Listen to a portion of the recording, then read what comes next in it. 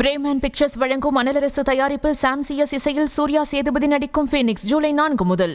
மொஹரம் பண்டிகையை முன்னிட்டு நாகூர் ஆண்டவர் தர்காவில் நடைபெற்ற சிறப்பு தொழுகையில் இஸ்லாமியர்கள் ஏராளமானோர் கலந்து கொண்டனர். இது குறித்த விவரங்களோடு இணைகிறார் எம்முடைய செய்தியாளர் லெனின். விரிவான விவரம் என்ன?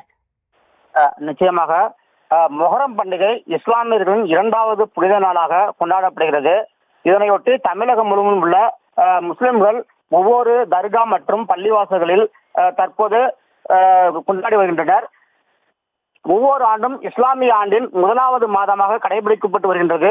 கர்பாலா போரில் முகமது நபியின் பேரனான ஹுசைன் இப்னு அலி கொல்லப்பட்டதை முஸ்லிம்கள் துக்க நாளாக மொஹரம் பண்டிகையாக கடைபிடித்து வருகின்றனர்.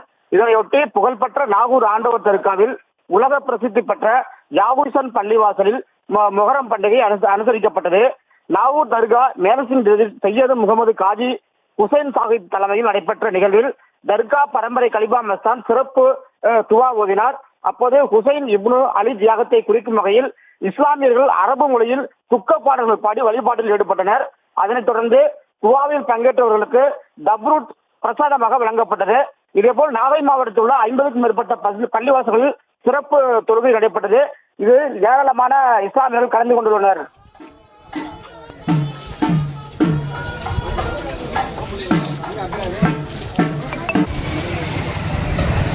விவரங்களுக்கு நன்றி லெனின்.